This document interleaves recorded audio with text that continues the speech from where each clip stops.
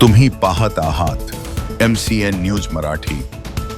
अकोला जिल्ह्यातील पातूर पोलीस ठाण्याच्या हद्दीत अवैध जुगार अड्ड्यावर LCBची मोठी कारवाई करत एक्का बादशाह चार्टवर सुरू असलेला जुगार उद्ध्वस्त केला आहे। या कारवाईत 10 जणांना ताब्यात घेण्यात आलं असून तब्बल 42,430 रुपयांचा मुद्देमाल जप्त करण्यात आला आहे।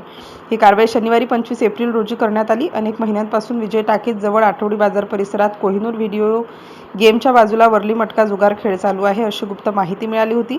या गोपनीय माहितीच्या आधारे LCBच्या पथकाने संयुक्त कारवाई केली। या छाप्यात आरोप रवी रमेश गवई, विलास विष्णुदास बावस्कर, शेख कलीम शेख अब्दुल मजीद, शेख हाफिज शेख अजीज, सय्यद जुबेर सय्यद जहूर, मोहम्मद नौशाद अब्दुल शाकूर, गजान्न मधुकर कावळे, शेख अफजल नूर, शेख अब्दुल रहमान, शेख शरीफ शेख बिस्मिल्ला, एजाज खान हमीद खान यांना ताब्यात घेऊन त्यांच्यावर गुन्हा नोंद करून त्यांच्याविरुद्ध कायदेशीर कारवाई करण्यात आली आहे। MCN न्यूज मराठीकरिता काझी मेहंदी हसन, बाळापूर।